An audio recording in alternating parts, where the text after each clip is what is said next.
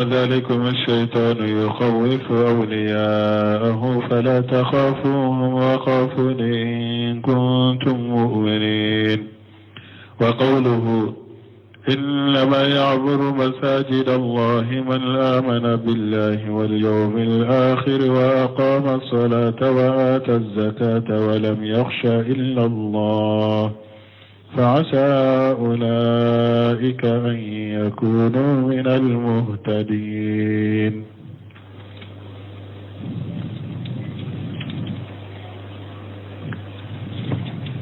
بسم الله الرحمن الرحيم،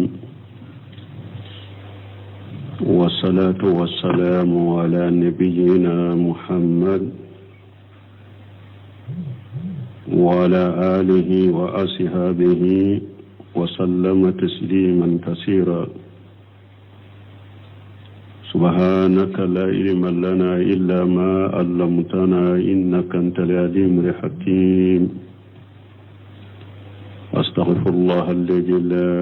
إله إلا هو الحي القيوم وأتوب إليه. اللهم انفعنا بما علمتنا وعلمنا ما ينفعنا وزدنا علما. biye araba suye hijriya bakele ani kemenani ani binani ani wolon fula shaharu shaban nyunye hijriya kan kalo segina san kalo segina bisu nyo fulana miladi nasarau ka jate ba fula ani mugani woro san kalo fulo bisu nye mugani kelenai. درسوا الشيخ الإسلام محمد بن عبد الوهاب أكا كتابو كنو كتاب التوحيد بوندا منا كوني ولد من فلنيني أبورا شيطان دفع نابا الله سرا أكا بيسنيغوني أهم آية من كلانا أنيو توسيري كتمي بيابتا يرجم من الناس من يقول ومن الناس من يقول أم بيقولوا يرد. وقوله ومن الناس من يقول آمنا بالله فإذا أوذي في الله جعل فتنة الناس كعذاب الله. وقوله أني ألككما ومن الناس من ألكم مغود بمغولا يقول آمنا بالله ولوبا فو ودالا ألي مناني علي فإذا أوذي في الله من مغو يوتورني ألك الدين سببوية نلي من يسببوية جعل فتنة الناس كعذاب الله abe mogo ka torali abo jate mina kake komi alaka lajaba abe komi na aba dabila nandona ibnu shamir rahimahullah wa kasrahu kono ako al-ayatu salisatu qawluhu ta'ala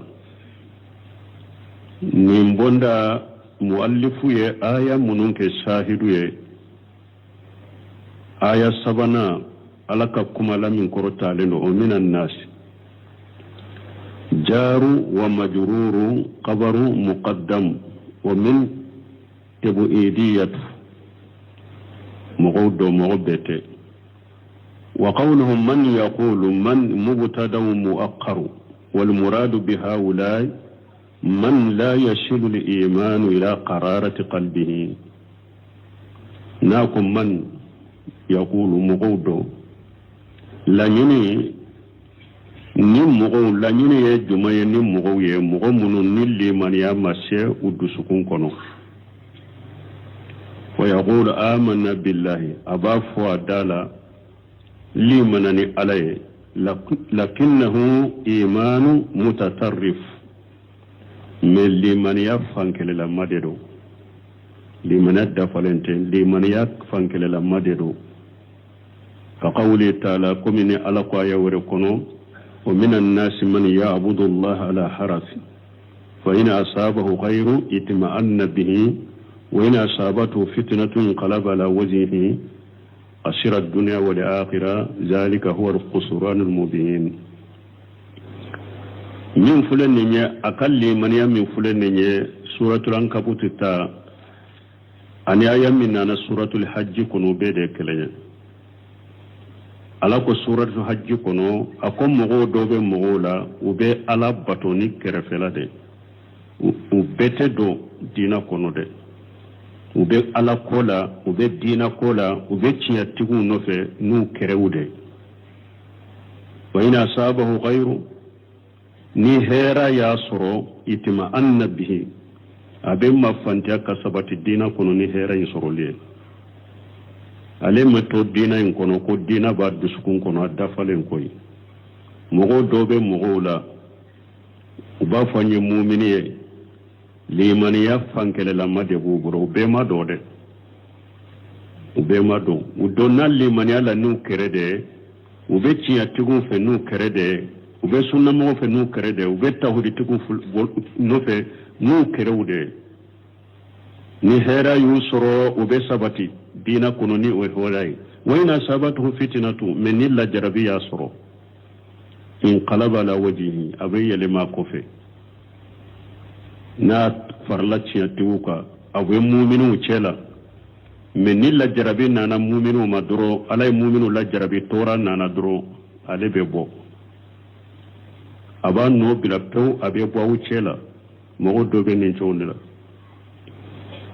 sawu sero salu fawzani ba faraka be komini akoni ala ko aya kono suratul ankabut kono alif lam mim ahasiban nas أن يتركوا أن يقولوا آمنا وهم لا يفتنون ولقد فتنا الذين من قبلهم فلا يعلمن الله الذين صدقوا ولا يعلمن الكاذبين أقول لا جربوا دب مؤمنو تشيا لمو أن مؤمن منافق لمو من بل سلاميان اللي من يالني منافق يده لا جربوا دب ولوني مؤمن تشيا لمو بنيونا la jarabi de be mu'minu tinyala maw ani mu'minu munafiq da maw la jarabi de bu bo nyogonna ala ko aya kono akoya la hada madon nya jigi de ba kaw ba faudala ko ye mu'minu wuye kunne ala ba wuto e ka soron tawla jarabiya fonne ala ka wala jarabi de mo munun temena wunye ne ala yu la jarabi fon kaw fana la jarabi de munu nya cinya tigiyo kalli man yala ona do munun kalli man ya munafiqla madan galola ma ulu fanana do la jarabu de be mo qala silon ni munafiqu bo yogona la jarabu de be mu'minu dafale mu'minu qala silon ni munafiqu bo yogona ala harafi ay ala tarafi do be ala batuni kerede فإذا أمتحنه الله بما يقدر عليه من إنزاء الأعداء في الله ni ala ya tigi la jarabi na ya tigi la jarabi kala tiga ka ala ka jugu ye atoro ala kola jala fitnatan nasi ka jabillah abe hada madon ka tora ke komi ala kala jaba mo dobo chogo de law dina la nu kerede ni la jarabi na dro ala yella tige nati atigi jugu ya toro ala ko la doro ala ko sababu la dina sababu la doro abe hada madon ka tora ke komi ala kala jaba atumbe chinyami fo atumbe chinyami ke ababila qawluhu nako fa idha uziya fillahi fi lil sababiyati nako nu ya toro ala ko la fi ne sababu de mana nu ya toro ni ala kallimaniya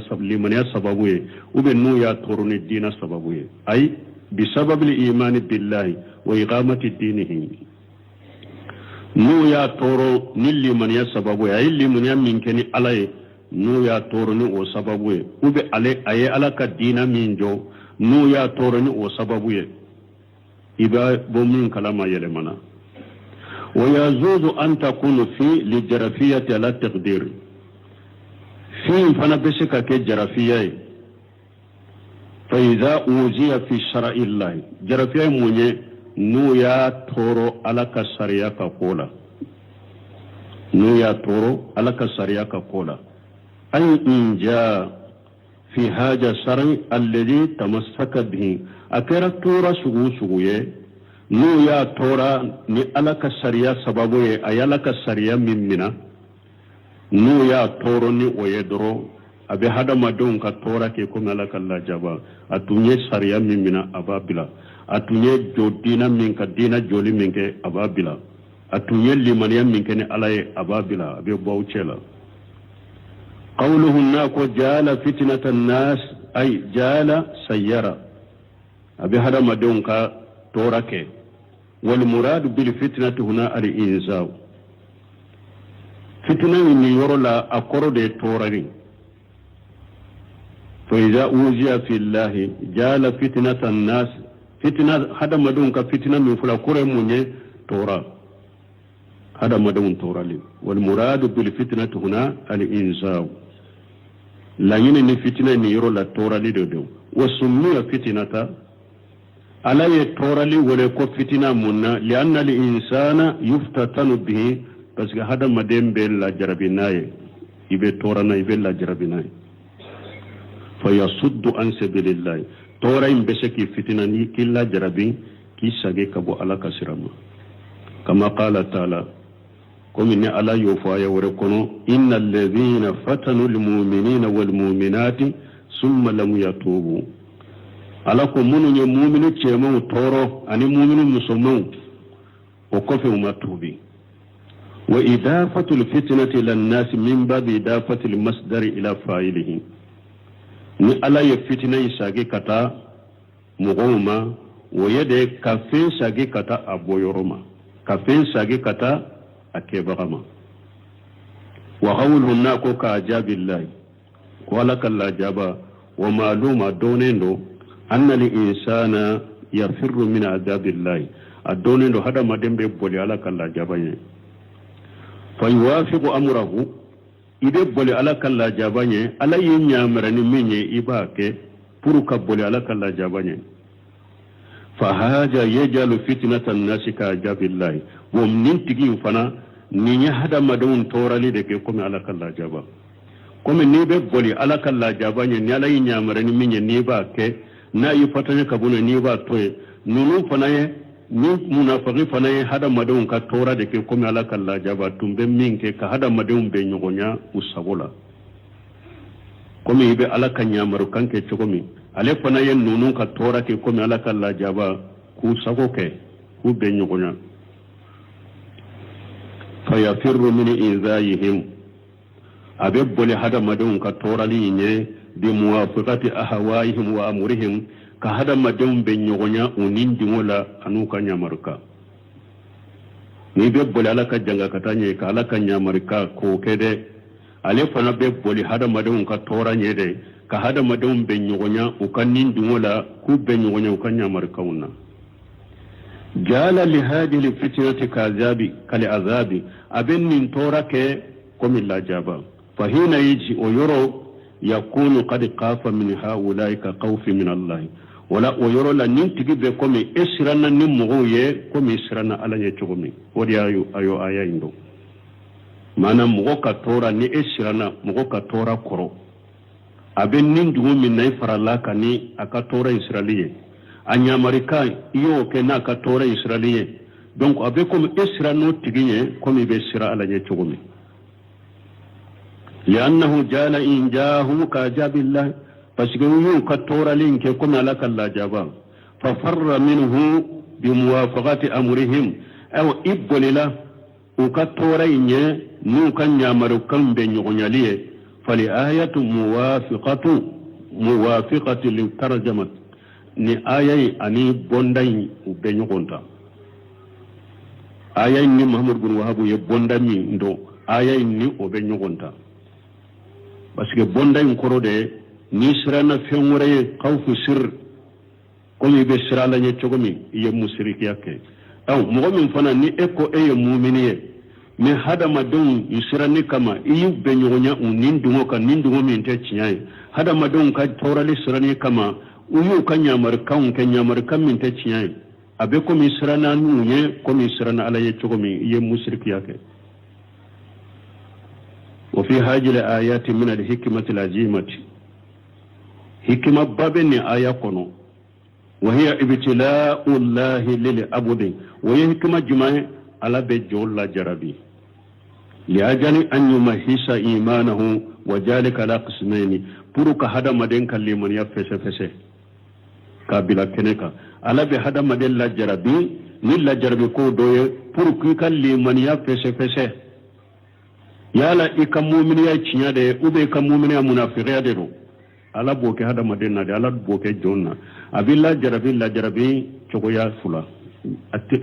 abilla jarabi ni tila la jarabi min do la jarabi tila ma yoroma fula nyogona ibella jarabi ni oye al-awwalu folo ma yuqaddiruhu Allah nafsuhu ala abdi ala be jol la jarabi kalliman yala abi la jarabi ka dinala la jarabi minni ala yereba la tige jonga ala kan la jarabi do kata joma ala yere de kala tige do abika akalla tige do taka bolika kila jarabi nai yala ika dina bi bolo sobe la ciado ube munafiqiya de bi bolo dina la ka qawli ta'ala obe komini ala ko masamin koro taleno wa minan nasi man ya'budu Allah ala harafi ala ko mugo dobe mugo la ulube ala batonu kerede fa in asabahu ghayru itmanna bihi ni hera ya soro dina in kono abasabati dina in ala batona ni hera yisoro li wa in asabatuhu fitnatu men ni tora ya soro in qalaba ala wajhihi abesaga ko qasira dunya wal akhirata nintigla mo perira jiyat aperira lagara donc lilla jarabi min fulani ni la jarabi be bo ala yere de fe ka hada model la jarabi nay mo ni ko illi manani ala ye dina ciyatta ye tawhidita ye ciden ka sunnata ewa sisa hera ni hera soro sabati tora yi soro ibe sabati desa ninde ye ciyatigiya ikalli mani ala ni eko ye tawhidita ede sunna deta limana ni ala dina ciade hera ye soro sawo ebi ka dina lade tora ye soro sawo ebi ka dina lade min na kera de sa eko ye dina tigide ebe tawhidila ebe sunna la ebe ciyatigi no fe min ni ye hera soro de hera bu bologati me ye hera soro ibe sabati met ni tora ni degun nana ini yere nyini ni la jarabi de katima e kallimani yate ciyai ayawre nana wa qawli ta'ala ni alaka kuma la min qur'anin wa basiri sabirina alako cide masabali bagaw ni sondia alladhina idha asabatuhum musibatu qalu inna lillahi wa inna ilayhi raji'un sabali bagaw yajunye ulede do nim masiba yusoro a uba fon wire ala de taye anyere be sagi katala dem wotu yelema wote fu yelema ka kola donc ni ala yere be masiba munul latigi hada madenka anko sabali ya kalite sabade saburu ala tati llahi ka sabari ka alabatu wa saburu ala amma shati llahi anika sabali ka ala soso e ka toy wa saburu ala aqdari llahi limulimatu ani hada made ala kallatiga dimine munun nala bu boleka e ka sabalu koro donc ni bonda mo mako bala ko sobere parce que mo chama wakati be drama depine sunnata ndegunendo anka dukono depine sunnata ndegunendo kabilala depine sunnata ndegunendo kama e wa banga bago bolo ibe sabali de la jarabi de do ni hada madenye dinata ala yere be e wa ko do latige ka killa jarabi ka ko do latige ka yale eye tinya tigani sunna ko min fo tinya do wa ube munafiqiya de ni ala yere tay ala yere be latige munum bolika asani fulanna ma yuqaddiruhu Allah ala aydil khalqi min inzai imtihan wa ikhtiyara wa iktibara ani ala be e wa tora munul latige ka kabo damfe umbolola ni ko eye mu'mini de ala yere be la jarabi folo la jarabu dobe bu ala yere de fe ko daika no o boray fulanna ala be la jarabi ni aka jon fana damfe fana abilla jarabini damfun yedda e wa tora min be bo damfun bolo ki segere ki toro bo ala bo fana ke puru kila jarabide امتحان examen لا جربين وذلك كالآية التي ذكر المؤلف وهذا مدون كتورالي ني عرب الله جربين هذا مدون كتورالي ود الله جمعي مؤلف يا آية من فوني ومن الناس من يقول آمنا بالله فإذا أوجي في الله جعل فتنة الناس كعذاب الله على بالله جربوا دودا جون فنا كاتشيا تيجيكا كبود دام فيهم بلو كنا إما كيساي كيلا جربي كيلا جي وبعض الناس ابن سمين رحمه الله كو هذا مدون دوفله إذا أصابتهم مصائب لا يصبروا هذا مدون دوبه نم سبو ياسر دروا تسك سبلي فيكفر أبي كافريا أتندو ندينا من أبي كافريا ويرتد أحيانا ولا يعوذ بالله وقتو دولا يرى بمرتك أبو الدين الله أمبالا تنغنينا لك أنك سوما وأحيانا يكفر بما خالف فيه أمر الله وأحيانا يكفر وقتو دولا أبي كافريا بما خالف فيه أمر الله عز وجل في موافقته في موقفه في تلك المصيبة أبي كافريا كألك بما خالف فيه أمر الله جل أي ألك نيامر كم من صوصو في موقفه في تلك المصيبة ألا إن سبا من ذاك أكنك جو يرم منك سبا لا كنك لك نيامر كم منك سبا إنا أبي ألا صوصو ويرولا أتي ألك نيامر كم سبا إن وقتي وكثير من الناس مغتاما به ينقص إيمانه بسبب المصائب نقصا عظيما مغتاما به وكل من يبن نقصي مصيبة وقت مصيبة سببوية نقصي من كبو قصبه مغتاما به وكل من يبن نقصي ني مصيبة سببوية نقصي للا نقصي من كبو قصبه مصيبة بلو لجربون أبدو كل من يبن نقصي قصبه فليكون للمسلم على حجر سلاما إكا كير كروشيكا إكير كروشي فالله حكيم على كيري تغلاده يمتهن عباده بما يتبين به تحقق الإيمان على باكات جون لا جربي بروك هذا مدون كان لمن يا حقيقة وكدو وكبانج مغوية برو مؤمن حقيقة ويه ولوكا مؤمن ينكال لمن يا ونبانge مغوية قال تعالى ألاكو ألا من كورتالين ولا نبلونكم ألاكو والله فني ألاكو لا جربيدي حتى نعلم المجاهدين منكم وصابرين ونبلو أخباركم فني ألاكو لا جربيدي جهدوا كلونا دو أولا دوني من ببانge جهدوا كلا منو يرجي بغاية دينا لا ونولا بانge أو الصبر بغاو فنانا دو أولا ونبلو أخباركم أو كباريا باو بلو ne Allah bawu la jarabi kaka kibare wala jarabi min be min bolo anado wala to Sheikh al-Islam Ibn Taymiyyah ko la jarabi be komi teme be nyo chenche chokomi de nyo ni ewa ibe abe nyo mugu bo ni ne fenye nyenye obeto teme korode Sheikh al-Islam Ibn Taymiyyah ko la jarabi be hada made mu'minu fana mu'minu qalasilo anu mu'minu qalasilente abu tente kawbo nyo naw chogode la ni la jarabi koni nana balmo min sabati lembe to abe doya jankon ka wakati labayna qawluhu al-aya naqo al-aya ay ila akhir al-ayati mana kata aya laba wa hiya qawluhu ta'ala aya labayn yemunye alaka kuma la min korota lendo wala in jaa nasru min rabbika ni deme nana ima kabu itigi alafe wala in jaa nasru min rabbika ni debe nana kabo itigi alafe la yaqulanna min munafiqu sugu bafo inna kunna makum an faralentum bi awdika alako awalaysa allah bi alam bima fi sudur al alamin alako ya law min be hada maden du sukun kono neta doa mana ni alaka la jarabi nana ciya tuguma mu'minu ma tawhid tugu munun ko sunna an ka wakatin na ciya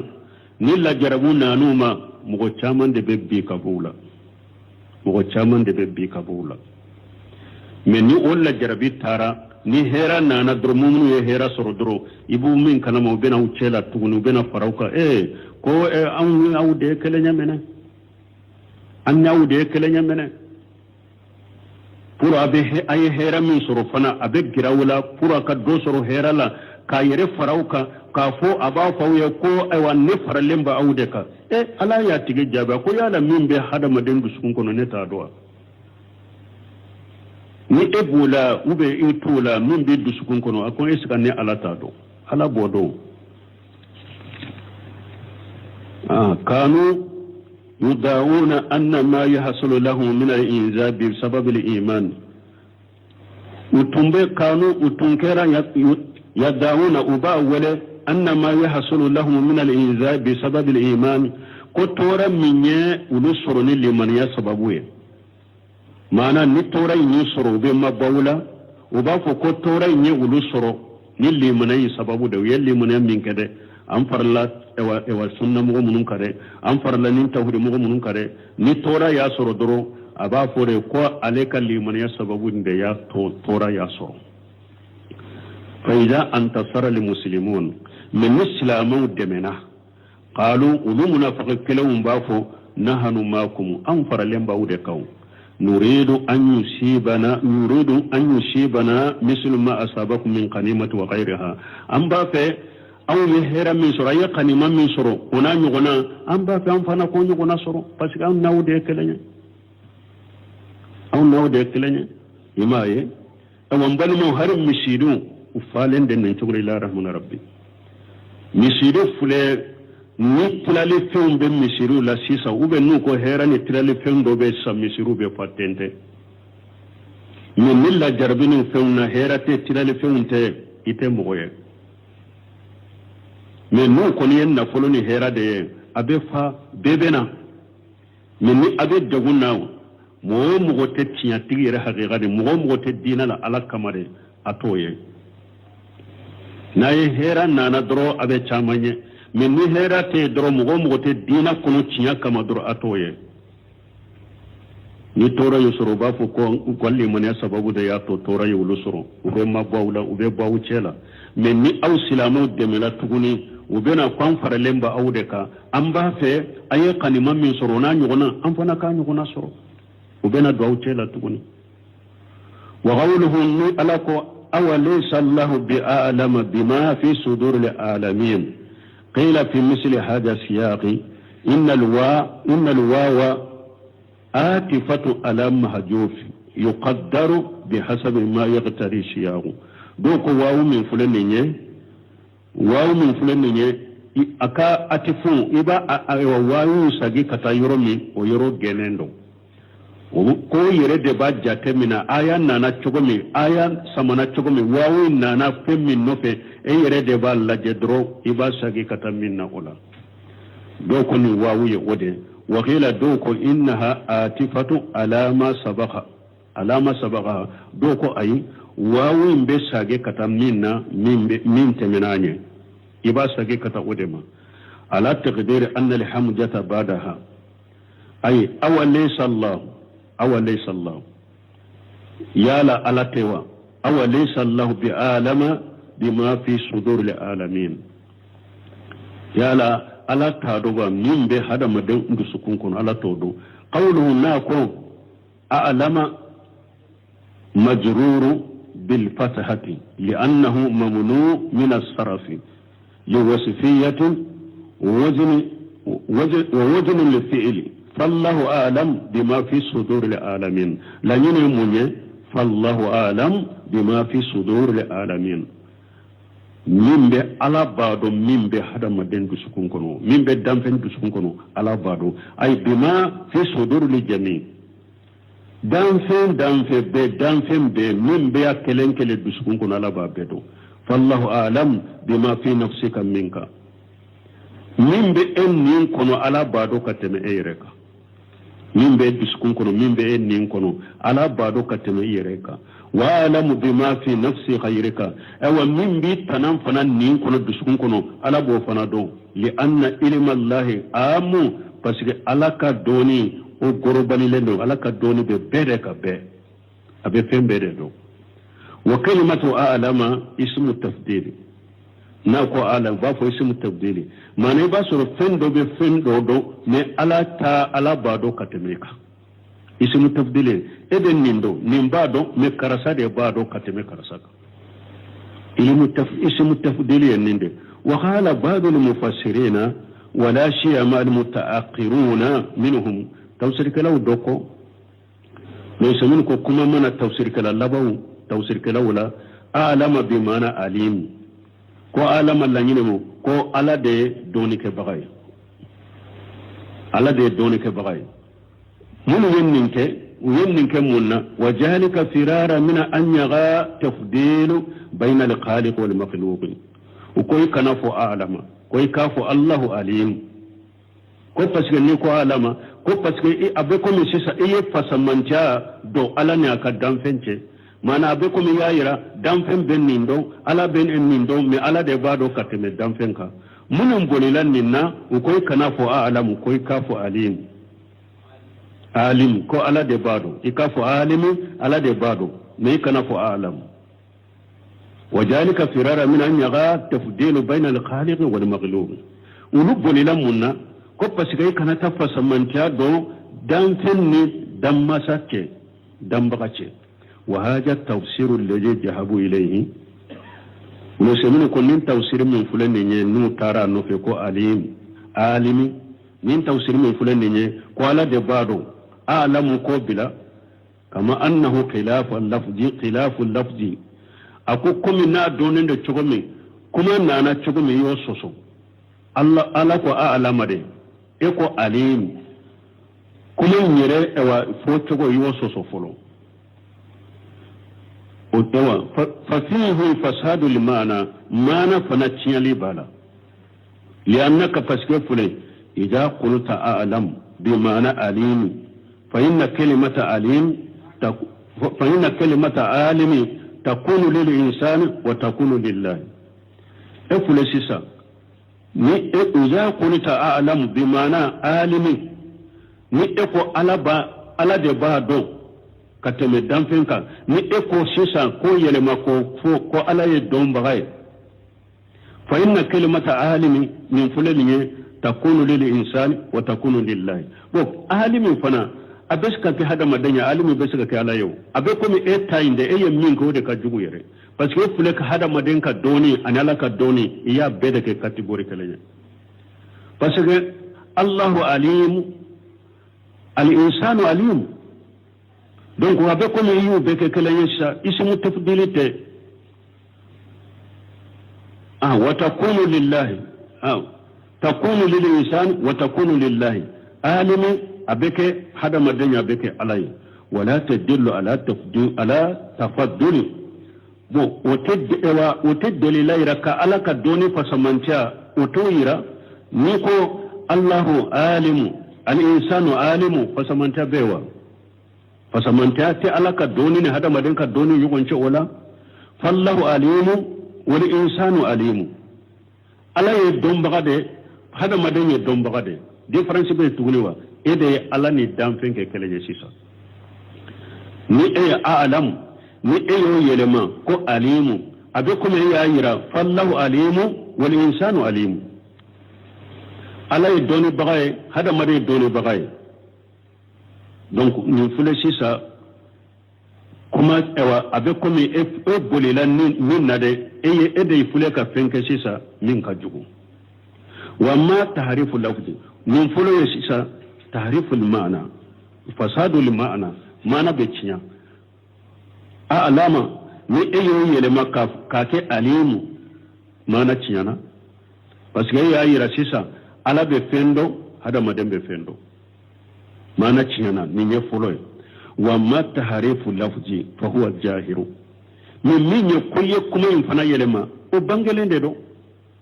haysun harafun isman tafdil tumami ismu tafdili dalun على ثبوت المعنى وبالدليل من يرى كمان سبتلي وبود يرى وجيارة أنك الدوفر معنى إنك وجيارة إلى اسم فاعل أنك جدلك تبغى تقول معنى لا يدل على ذلك وزيادة إلى اسم الفاعل لا يدل على ذلك مو اسم فاعل تشكى ويرنا معنى نيكو أعلم وبايرا هذا ما دين بفندو على بفندو ما على ده بفندو كتم هذا ما دينك من نيات علمية donc ote ala ka doni fasamantiya yira hada madenka donc oye ke lafju yele manay bolo wala lafju yele manan ni lafju tahrifu ye wa sawabu ako sawaba yemunye anna a'lama ala babiha a'lama ato a chogola abeto a chogodala wa annaha ismu tafdil donc ismu tafdil de do ismu fa'ilite ibato ismu tafdili ndela kana ake ismu fa'ili ne ato ismu tafdili ndela wa idha kanat ismu tafdili fa hiya dalalatan wahidatan min niya ato ismu tafdilina ubeddelila irana dalila min jelendo ala adami tamasul ilmi al-khaliq wa ilmi al-makhluq niya to ismu tafdilila dalila jelende bala kafo ko awa danfe nka doni ani damba ka doni kelewunte ismu tafdili bodeira niya to ismu tafdili ka wabedeli la jele miranna ka fo danfe ka doni ani damba ka doni ala minyada uka doni ute kelenye wa anna ilma liqaliqin akmalu wa bayra ka fo ذلك لا من عليك دوني de kadafalendo katme hada maden ka doni ka ala ka doni de dafalendo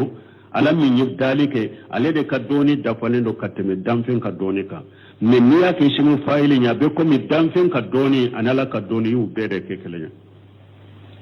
donc me isimu tafdili be minyira damfen ba do hada maden ba do ala be fendo me ala ka doni dafalendo katme damfen taka isimu tafdili bode ira donc ibe kuma into odeka kana yelema kaboka niya yelema kaboka donc iye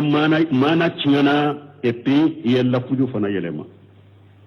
wa qawluhu naqo bima fi sudur al-alamin al-murad bil alamin kullu al-alamin kullu ma sha Allah naqo min be damfen bisukun kono ala bado alamin min fule damfen mu fenwo fe ala mu yemunye fenwo fenye ala tanay وتقول ألم في وفنت عليه وتقول ألم لأنهم ألموا على خالقهم بس كتامن شد ينوبو ودم بغيرا تامن شد نوبو كدم بغيرا مثالي لا تمامي اوا دونانا اوا إمامنا صافيما كافو تقول أنبا دوكو على بي أكو البقرة تدل على البعير والأثر تدل على الإنسان أكون ينيامي بويه تارا كونو كونونا ينيامي بويه كونو كونونا وبي مونيرا nyamere nanaye ni eye senanoye obe munyira hada modende ka senanodo wala donc danfe fana iye sankabaye tamansedo ko ala de yada duguma kolo tamansedo ko ala de yada hada maden yere tamansedo ko dambaga bila wada to Abu Hanifa don nana Abu Hanifa mako cogo de amba do ko ala be aya kumbiri ka wuli akon to e folo de mirula do benera ko yemunye akko bato falende fule jika bajika me bato e bori bagatala mo shita kono bato nyire de be bole na yere kana job bato gare la ka kaminan de sarase kasagi katana yere chenjole akwa Abu Hanifa ko sigi hakili bo besika ke chogodi kunni mashe ka doye ka hakilila ko bato yere ba a yere a fale minan na baji kono mota kono baji ka bena bato gare la ba yere dresarse abeta ni mado e ka hakilila abedo hakilila chogodi ni mbaji fula jukunu be nyogon gosi sanka bawno fula fule duma ko non fula fule iru fule ne fule e fule yala nunun tayira ko damba bewa جولين واشهد ان لا اله الا الله واشهد ان محمد عبده ورسوله ادونا سلام يكونوا دونك nunu tamansere danfe be tamansere na ba dambaga yirila tamansere kata dambaga ma fa jamil makhluqati danfen be dalatu ala kamalillahi wa qudratihi wa rububiyyatihi danfen be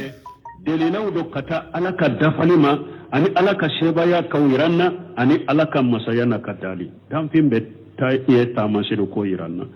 wallahu a'lamu bi nafsika minka wa min khayrika ala de ba alai ayre don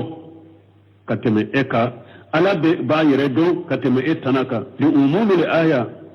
in la boli sababula na ko Allahu a'lam alaysa Allahu bi a'lama ala be min be ekono ala bodo kateme eka min be itanala kono ala bodo kateme eka min ala ba yere do fana kateme beka aba yere fana do kateme beka وفي الآية التحذير من أن يقول الإنسان خلاف ما في قلبه بغبغلين بليل بآية إن هذا ما ده يكنا فينفوني نمين دي إدشكون كنو يركولو سما نهاية بغبغلين مو كنا فينفوي دالا مين دي إدشكون كنو يركولو سما دي parce que ebe min fo idala na ti duskun kono hada madon de tado ne ala bado wali haja ninde koso لما تقلف كعب بن مالك في قجوة تبوك تمامي كعب بن مالك تورا تبوك ككلب كفل قال للرسول الله صلى الله عليه وسلم هنا أرجع أقول تشيدي ما تمامي تشيدي ساجرا كبوك ليرولا إني قد أتيت جدلا أقول تشيدي ما كما على كما نويا نيدا كم كما نيغنيا على يودين ما ده ولو جلست إلى خيرك ننتم شجرا مغورة كتام مغورة نين شجرين تون شجرا مغورة كورني إتى من ملوك الدنيا جيا كم مساكن ودو لا خرجت منه بأجر نتم ببواتي بولوني أجر دوي بس كما تقول كما على يكما دينه ما دم بس كما لا ده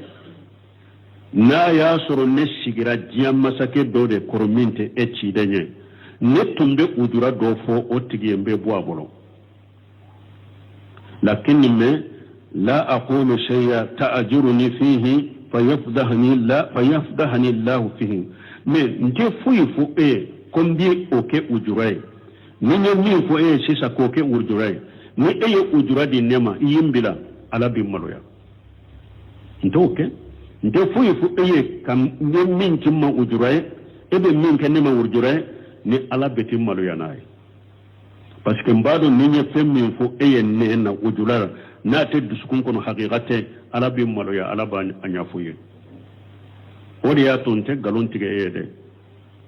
odi ya to kabu masu ka galon sittige ci de tabuka kele na mata ayek akacci yawu de faranyon ka kacci ya fo ci de akun fulo adagura ayek ci yam min fo ci wa damina adagura me ala na boda dama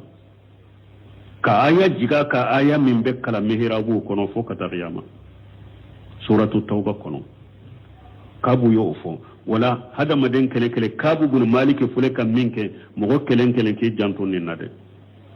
ni kuma fo hada madenye minti kono minti haqiqai ka ujura fo ayder puri ka bo bolo a ikado ala bado de min biddu sun kono de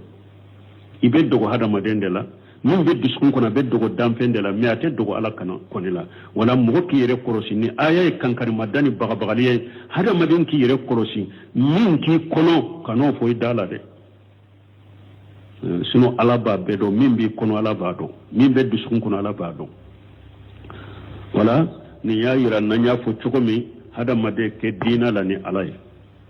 li maniata ni alay ikandi maniat dafa ka kala sini alay tauhidi tani alay ka sabati ni alay ni sunna fanata atani alay de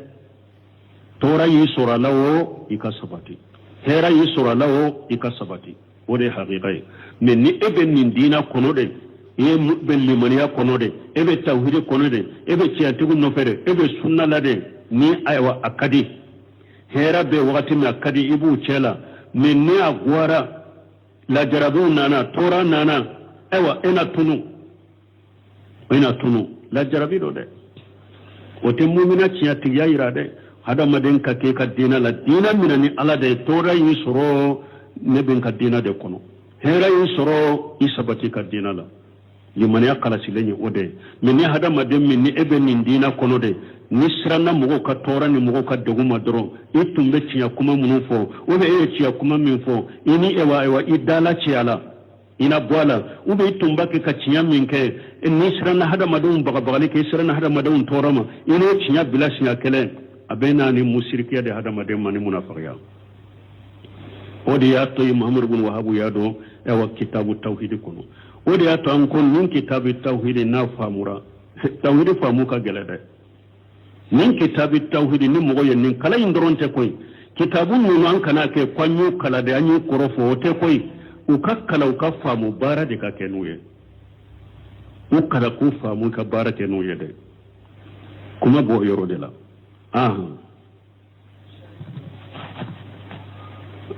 شاهد من الآيات قوله آيين دو كن بوندا كنو يرو جماندو فإذا أوجي في الله جعل فتنة الناس كعجاب الله نو وطور مغو دوب مغولا ونبا فولي منني علي من نو طورو لا نهدا مدو نو طورو دينا سببولا لمن يسببولا درو وبي هدا مدو كطورا كيكومي على كلا جابا فقاف الناس مثل خوف الله تعالى atigi be sira hadama dawnye kuma be sira alanye chogomi donc atumbe chinya min fo afoli be dabila atumba ki ka chinya min ke akeli be dabila atumbe chinya tigi munun no fe jama min no fe chinya ka abo jama imbela be bo uchela abe sira hadama dawnye kuma be sira alanye chogomi alakan kisoma alakan duskun sabato wadi ya to hadama dembe hatagiya ciden na ka cidenya duwudo ba tumba bul Allahumma ya muqallibul qulub sabbita qalbi ala dinika ya duskun lema baga duskun sabati ikadinaka hada made hata glembe nin do wulade wakati be ka ala deli ala ki sabati de aki duskun sabati aki yere sabati ibe tinyaminka akadiyo ikato ikadinaka amandiyo e sabati len kato ikadinaka la jarabi de do alaka hakimandama wakati sera ya subhanaka allahumma rabbana bihamdika sera la ilaha illa anta astaghfiruka wa atubu ilayk باب قول الله تعالى إنما ذلكم الشيطان يخوف أولياءه فلا تخافوهم وخافون إن كنتم مؤمنين وقوله إنما يعبر مساجد الله من آمن بالله واليوم الآخر وأقام الصلاة وآتى الزكاة ولم يخش إلا الله فعسى أولئك أن يكونوا من المهتدين